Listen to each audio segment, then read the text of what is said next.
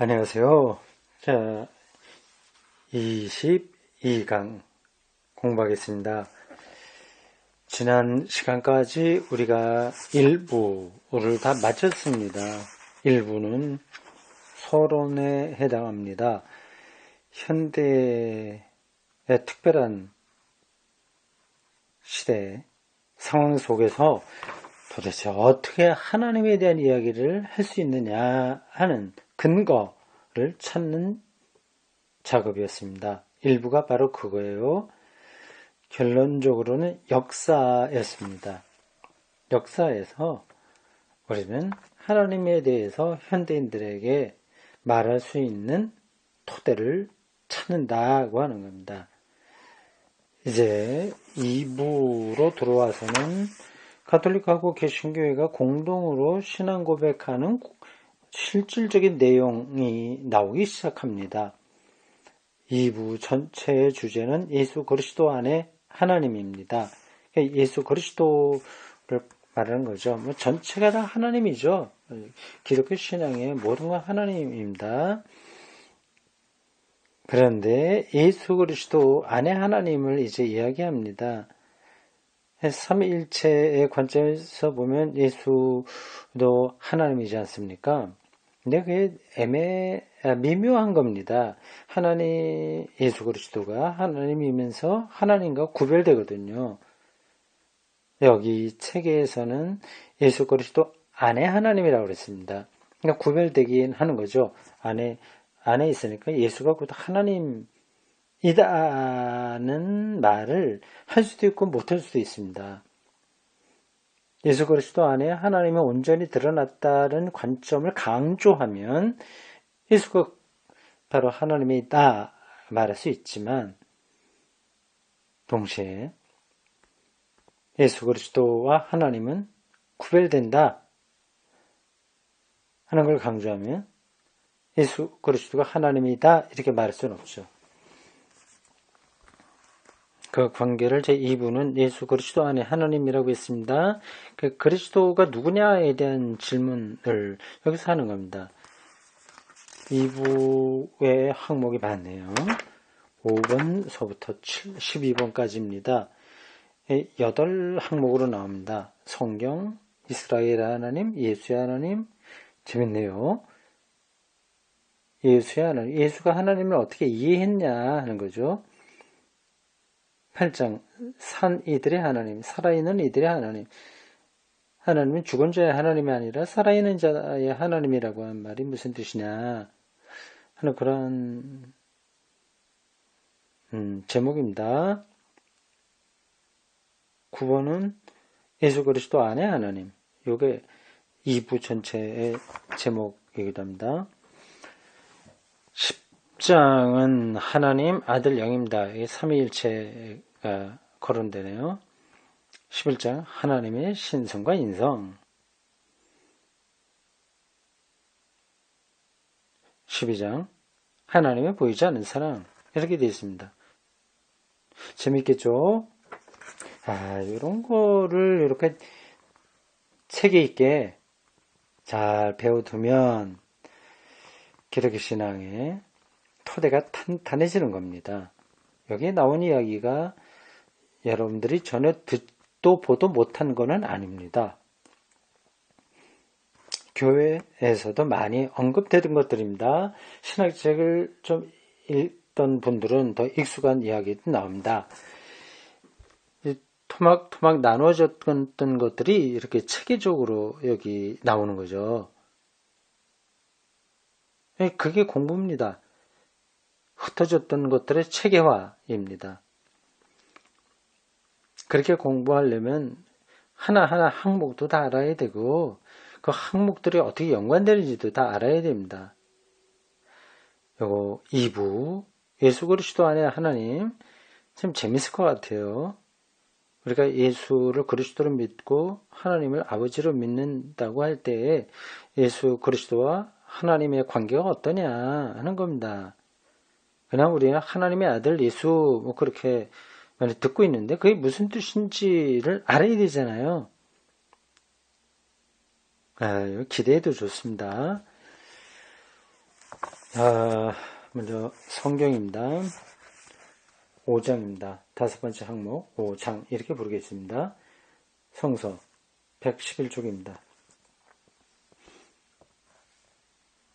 하나님 문제에 대하여 그리스도교 신앙은 어떤 대답을 하는가? 예수 그리스도께서 업적과 인격으로 대답한다고 말한다. 번역 투라서 조금 약간 낯설죠? 예수 그리스도께서 업적과 인격으로 대답한다. 예수 그리스도의 운명이죠. 그의 가르침, 그의 행위, 그의 인격. 거기서 우리는 하나님을 알 수 있다. 그 얘기입니다. 참 그리스도교 신앙은 결국 예수 그리스도의 인격과 업적과 관련해서만 가능하다. 인격이요. 예수라고 하는 퍼스널리티 그리고 그가 행한 일 이런 거하고 연관해서만 가능하다. 맞습니다. 혹자는 예수의 교리를 매우 명석한 것으로 보고 그분의 원칙들을 감명 깊게 받아들이면서도 예수 자신을 중요시하지 않는 수도 있다. 예수 가르침만 따르고 예수 자신을 조금 옆으로 밀어두려고 하는 게 그러한 흔적들이 있는데 그건 옳은 건 아니죠. 이런 것이 그리스도의 신앙일 수는 없다. 예수가 한 말이기 때문에 그 말이 의미가 있는 거지 다른 사람이 한 말이라고 하면 의미가 없는 겁니다. 그러나 우리가 이 2부에서 고찰할 문제는 이렇게 표현할 수 있겠다. 2부에 여러 항목이 나와요. 예수 그리스도란 어떤 분이며 그분의 업적은 무엇이냐. 가장 초보적인 교리에 속합니다. 그러나 당장 이런 질문을 제기할 수는 없다. 우리가 직접 예수를 만날 수 있는 게 아니니까요. 그 중간에 어떤 매개가 필요한데 성경입니다. 먼저 예수의 인격과 업적에 관한 인식을 어디서 얻을지를 밝힐 필요가 있다.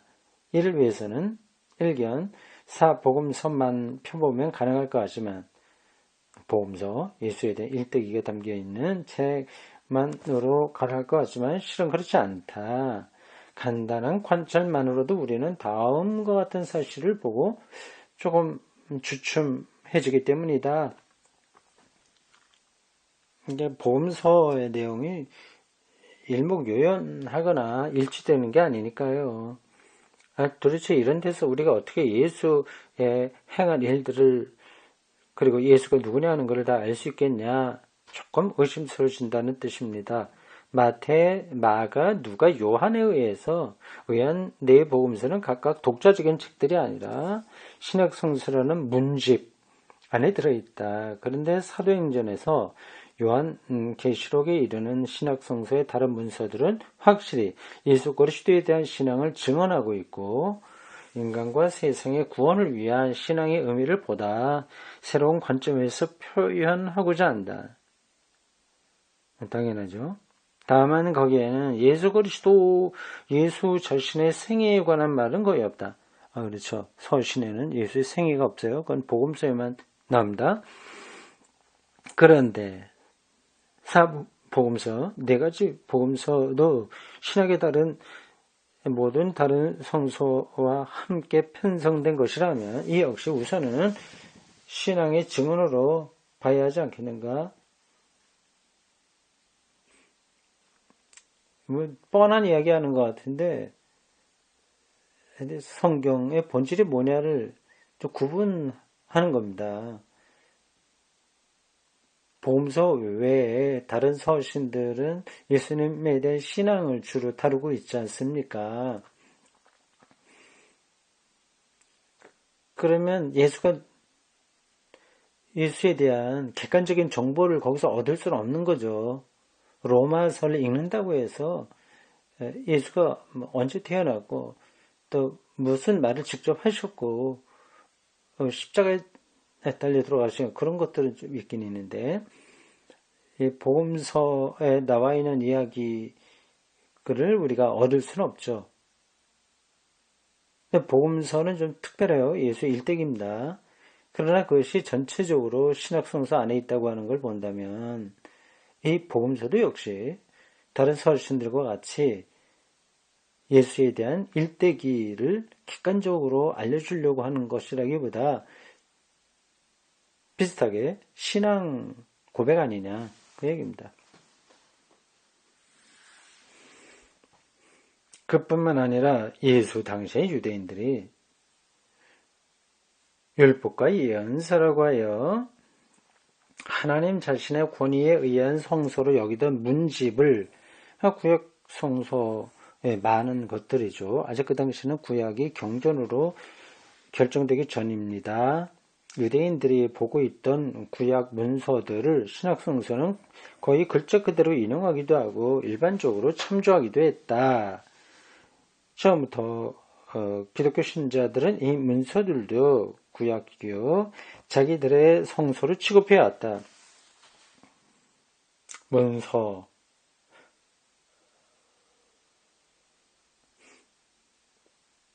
라고 하는 말만으로도 당연히 그 책들을 지칭할 수 있을 정도였다. 어떤 신약 성서의 문서라고 하면 그건 이제 구약 성서를 가리키기도 하는 거예요. 사람들은 이스라엘의 성스러운 책들을 예수 그리스도에 대한 신앙의 당연한 전제로 이해했다. 좀 더 정확히 말해서 이 책들의 증언은 구약의 증언들은 예수 그리스도에 의해서 성취된 약속으로 보았다.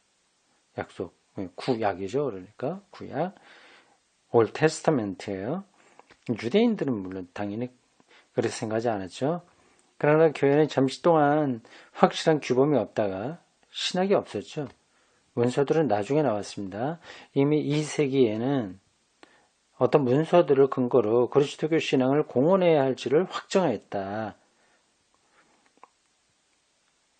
권위를 가진 문서들이 나오기 시작한 겁니다. 2세기에요. 이 속에 교회는 율법과 예언서를 포함시키고 이것을 바울에 의거하여 구약성서라고 불렀으면 고린도전서 3장 14절 바울이 율법과 예언서를 구약성서라고 불렀으면 한편 그리스도에 대한 신앙의 증언을 보존한 초기 그리스도교 문서들은 신약성서가 되었다. 이 명칭은 3세기 초에 비로소 나타난다. 그렇군요. 그러니까 초기 기독교에서는 구약을 성서로 생각한 겁니다. 신학들은 나중에야 그리 인정받게 되죠. 이 두 증언들, 테스트먼트 증언이에요. 테스트먼트, 이 두 증언, 구약과 신약, 함께 그리스도 신자들의 한 성서를 이룬 것이다. 그 후로 이 책들의 목록 또는 책들 자체를 가리킨 캐논, 어떤 기준, 준거라는 뜻입니다. 정경을 가리켜요. 이거는 교회에 가장 표준이 되는 문서다. 그렇게 말할 때 정경이라고, 캐논이라고 합니다. 이라고 불렀는데 히랍어로 자, 재는 자, 척도라는 뜻이다. 구약과 신약의 정경은 모든 시대의 신앙의 척도다. 정경의 신앙의 증언이 근원적인 형태로 담겨있기 때문이다. 정경에 들어오지 않은 구약 문서들과 신약 문서들이 많았습니다. 그러니까 기독교 공동체는 구약은 물론 유대 종교회에서 결정됐습니다만 신학은 초기독교가 기준에 따라서 결정한 겁니다.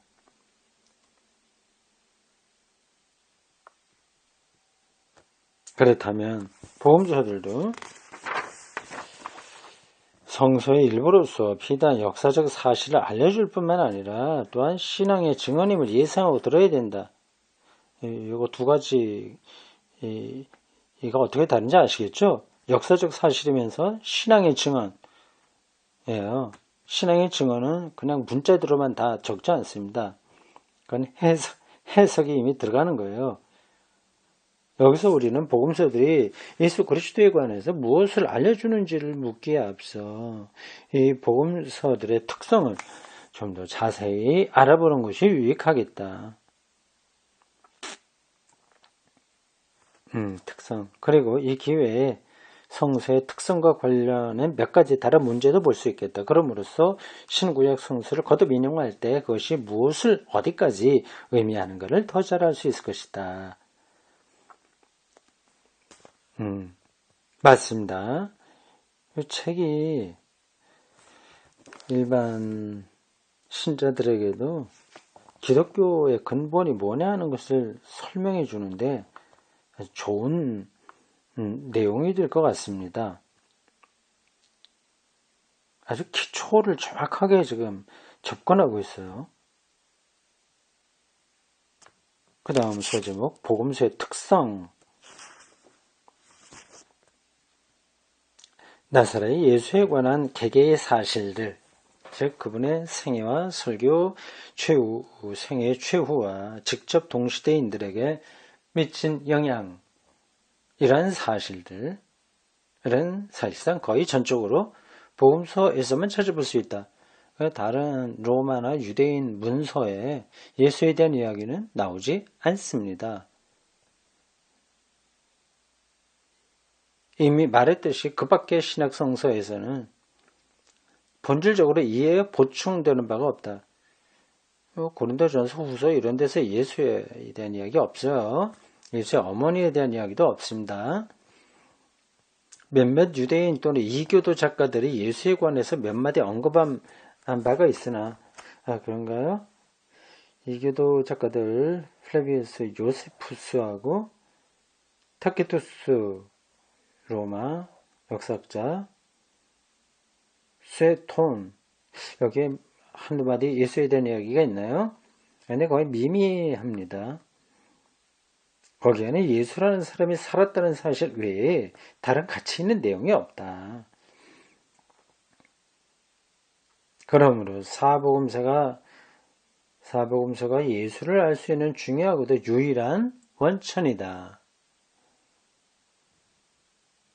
이 밖에도 상당히 뒤에 나온 다른 복음서들, 네 복음서 말고 다른 것들이요. 도마복음이나 베드로 복음서 이런 것들이요. 들이 있긴 하지만 이들은 일반적으로 정경에 의존하면서도 기본 가락은 이제 갖추고 있지만 사료를 애매한 전설로 꾸미거나 주님의 말씀을 허황되게 꾸며내기에 급급하고 있다. 좀 유치하게 예수를 언급하고 있는 거죠. 이들이 정경복음서와 얼마나 성격이 다른지는 몇 구절만 읽어봐도 곧 알 수 있다. 예수의 어릴 적 이야기를 거론하면서 뭐 초능력을 행사하는 그런 인물로 묘사하는 거죠.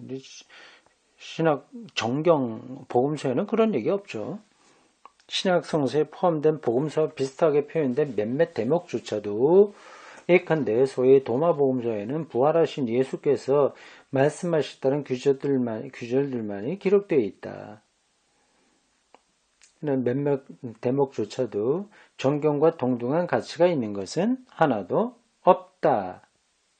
일찍이 교회가 이 문서들을 신약 성경의 일부로 인정하지 않은 것은 정당한 일이었으며 외경 혹은 위경 이렇게 좀 제쳐놨어요.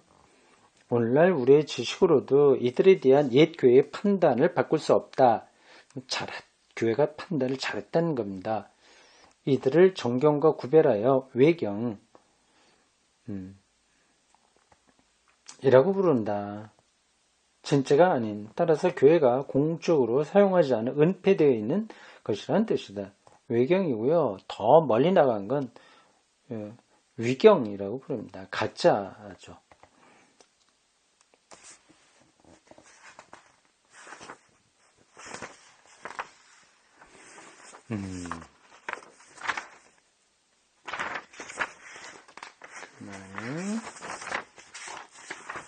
쪽수를 제가 좀 보면서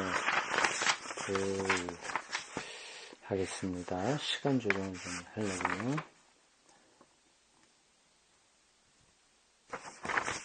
네, 좀 속도를 내야 되겠습니다.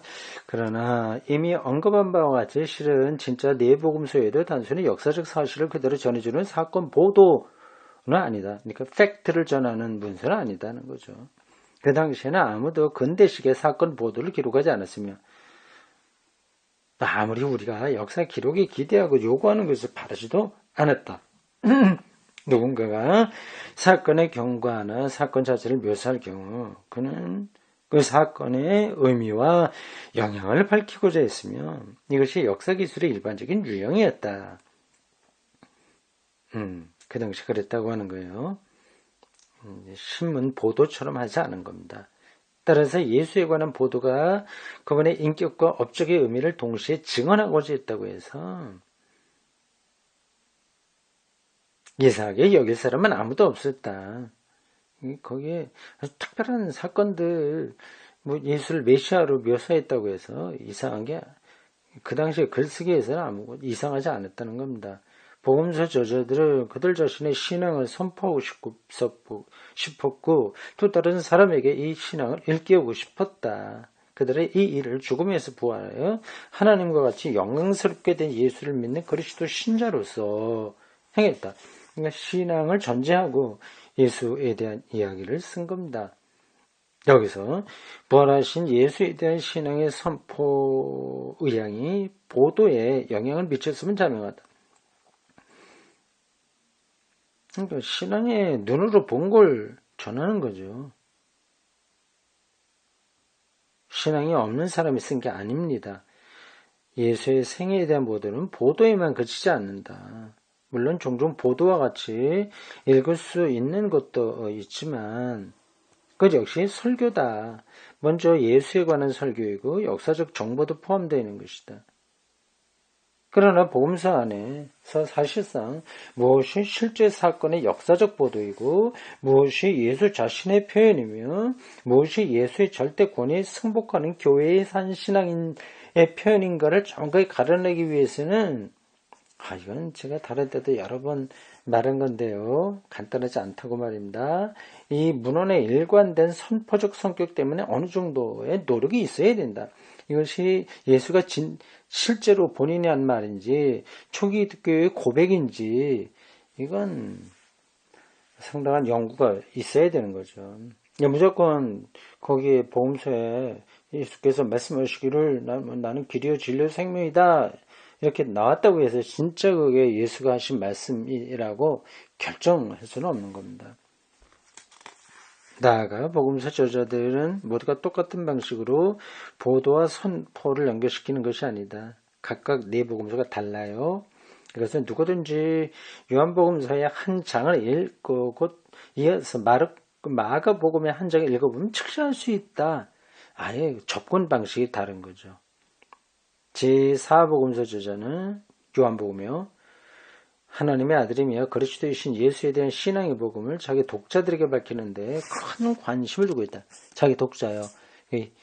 헬라 사상에 의해서 영향을 많이 받은 그 헬라 이방인 기독교 공동체가 그 독자입니다.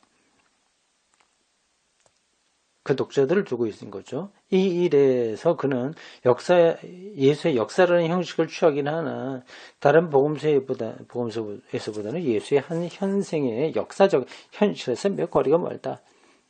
역사적인 것보다는 해석된 예수인 거죠. 한편 제4복음서와 달리 나머지 세 복음서, 공간복음서라고 하는데 서로 비슷하게 보인다. 셋이 다 근본 구성에 있어서 같은 설계를 따르고 있어서 세 복음서의 대부분의 구절들이 나란히 인쇄해서 편리하게 공관, 대조될 수 있게 됐다. 비슷한 부분들이 많은 거죠, 여기는. 그래서 이들을 공간 같이 본다, 같은 방향으로 본다는 겁니다. 공간복음서로 부른다. 이 책들 역시 모두가 사건 보도 문서와는 다르다. 실증적인 역사 보도가 아니라는 겁니다. 방식은 다르나 요한과 같이 그리스도에 대한 신앙을 선포하고자 하는 것이다. 이런 정도는 여러분들이 다 알고 계시죠? 핵심은 복음서를 통해서 예수가 누군지 알 수 있는데 그 핵심은 근데 그 복음서에 나와 있는 것을 그냥 역사적 사실로 보면 좀 곤란하다고 하는 겁니다. 그래서 역사적 사실이 아니라고 하는 것이 아니라 신앙의 눈으로 본 예수에 대한 증언인 거죠.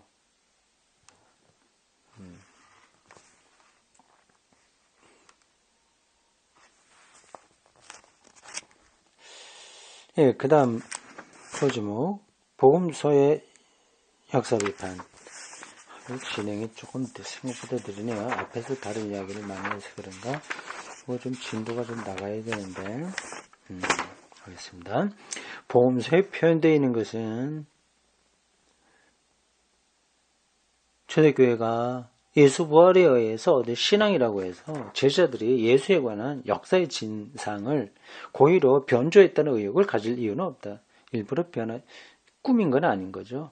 그들의 부활하신 분의 모습을 지상의 예수 상 안에 게재시킨 것은 다만 지상에서 현세 생활을 하신 예수가 누구이며 예수의 현세 이 세상 행적이 무엇을 의미하는지를 이제야 좀 더 깊이 깨닫게 되었다는 확신 때문이었다. 요한복음서는 이 점을 명문화하고 있다.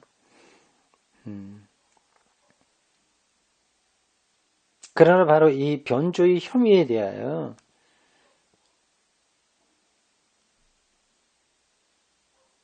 이 변조의 혐의에 무슨 말이에요? 18세기 복음서들의 비판적 연구가 시작되어 예수의 역사와 초대교회의 역사에 관한 이른바 역사적 진리의 복구가 시도된 것도 사실이다. 성경의 복음서에 예수는 이렇게 변조되었다고 하는데 헬라 철학의 영향을 받아서 관념이 되어 있으니 아주 실질적인 역사적 예수를 찾아내야 된다. 네, 그런 연구죠. 예수 세미나 계통의 연구들입니다. 그 전에 이미 오래전에 돼 있었던 건데 역사적 연구인데 그걸 이제 미국의 신학자들은 나중에 또 예수 세미나 그렇게 말하고 있습니다. 당시에 라이마루스 아주 초기죠. 라이마루스의 비판적 질문과 주장들은 특별히 대단한 영향을 미쳤고 이것을 레싱은 무명인의 단편들이라는 표지로 발견한 바 있다. 오늘날 이 최초의 복음서 비판가들의 주장 라이마루스하고 레싱 주장들은 사이비 학자들의 대중 문고에서나 찾아볼 수 있고 또 그런 독자층에서는 즐겨 읽히고 있다.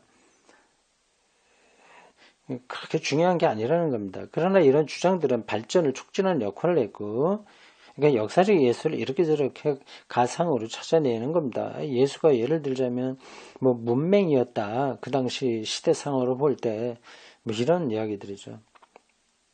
그러나 어쨌든 여러 가지 연구하는 촉진이 되었고 그 결과 우리는 복음서의 문학적 신학적 특성에 대한 오늘의 견해를 갖게 이르렀으며 복음서의 객관적 해설을 위한 확고히 완성된 방법론을 구축하게 됐다. 좀 더 철저하게 학문적으로 복음서의 예수를 누구냐 뭐 그런 거를 따라 찾을 수 있게 됐다는 겁니다. 오늘날 성서학의 성과에 의하여 우리는 복음서에 들어오는 전승의 유래를 다음같이 봐야 된다. 뭘까요? 교회의 산 신앙, 살아있는 신앙은 예배로, 설교로, 교훈으로 디닥해 이 공동체에서 저 공동체로 예수의 말씀을 전달했다. 그러면서 또 이 말씀을 보충하기도 하고 좀 더 분명히 설명하기도 했다. 교회의 신앙은 본질적으로 그리스도교적 내용을 담은 구절들을 새로 만들어서 남기기도 했으며 이런 구절들의 예수의 말씀이라는 문학적 형식을 가하여 그것을 예수께서 말한 것으로 표현하기도 했다. 또 예수의 역사상 행적을 전하는 이야기도 행적, 뭐 오병이어 이런 것들도 행적이에요. 죽은 나사로 살렸다 뭐 이런 것들이요. 여기도 본래의 생생한 그리스도 상이 거기서 드러나도록 작성했다. 이런 일을 하는 데서 아무도 자신의 창작자라는 의식을 가진 것은 아니다.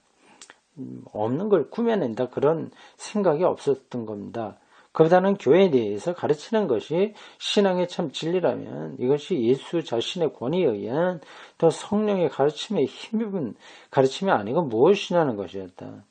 이와 같이 사람들은 본래 예수 신앙 인식을 예수에 대한 신앙이에요. 예수에 대한 신앙 인식을 예수의 말씀과 업적을 기록하는 성서 구절 형식으로 표현한 것이다. 아시겠죠? 초기독교 신앙 고백이 예수의 말로 표현된 것들이 제법 있습니다. 말하자면 복음서 저자들은 마치 훌륭한 초상화가들이 성서에 그리스도를 그리듯이 이 일을 했다. 그들도 예수상을 그렸다. 이제 사실적으로 그린 건 사실적이라기보다도 있는 그대로 그릴 수 있는 건 아니거든요. 자기들이 이해한 예수를 그린 거죠. 그러나 그들의 신앙은 영광 중에 있는 만유 지배자의 모습으로 그렸다. 따라서 예수 이야기이면서도 반드시 예수 생애의 역사적 사실이라고만 볼 수 없는 것도 있다. 또 예수의 말씀이라고 하지만 예수상의 예수 자신의 말씀이 아닌 것도 있다. 이게 제가 예수의 친언이 아닌 거 있다는 그런 이야기입니다. 이런 거 일반 신자들은 도대체 그럴 수 있냐? 좀 불편하게 생각할 수 있을 겁니다. 오늘날 이 점에 대해서는 양 교파의 성서 연구에서 아무 논쟁도 없다. 이건 당연하다는 거죠. 당연하다. 그러니까 한국 교회에 있는 성서 문자주의 이건 이미 오래전에 다 극복된 겁니다.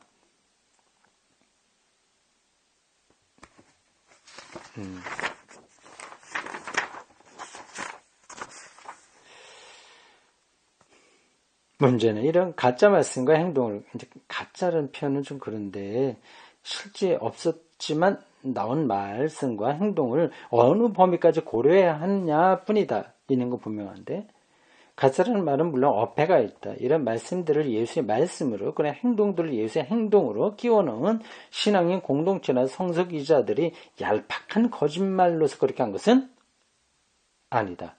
어디까지나 교회 안에서 인정되는 모든 교리가 예수의 가르침으로 전승되어야겠다는 신앙의 확신으로 진심으로 정직하게 그 모든 것을 명확한 방법으로 기록에 남기려고 한 것이다. 그리고 그것은 당시의 관례이기도 했다. 유대교 랍비들도 많은 교훈적 어구들을 과거에 저명한 학자들의 말로 취급했으며 그것은 오로지 그 학자들의 권위에 의해서만 인정을 받을 수 있음을 증명하기 위함이었다. 그러므로 우리는 복음서의 내용을 통틀어서 역사적 사실들로 취급할 수는 없다. 자, 반복해서 강조한 것들입니다. 히스토리가 아니라 독일어로 게슈테라고 할 수 있습니다. 신앙과 불신에는 관계없이 역사적으로 명확한 증거만을 찾자는 우리의 열의는 전형적인 근대의식의 소산이다. 좀 뭘 모르고 하는 거죠. 물론 복음서를 역사적 사실에 의하여 문제 삼는 것을 금할 사람은 아무도 없다. 그러나 우리는 복음서 저자들이 주로 다른 문제에 대답하고자 했다는 것을 분명히 알아야 된다. 달을 가리키고 있는 거죠. 손가락으로. 손가락이 잘생겼냐 안 생겼냐 그거 보면 안 되지 않습니까? 어떤 다른 거를 가리키고 있는 거예요. 이런 전제하에서 우리는 어느 것이 어느 정도 확실히 부활 전 예수의 업적의 특색인지를 알고자 문구와 이야기 하나하나를 검토해 봐야 된다. 그럼으로써만 무엇이 이런 의미로 역사적 사실에 해당하고 무엇이 개연적으로 그럴 수 있는 것으로 역사적 사실로 인정될 수 있으며 또 무엇이 불확실한 것인가를 확인할 수 있는 것이다. 여기까지요.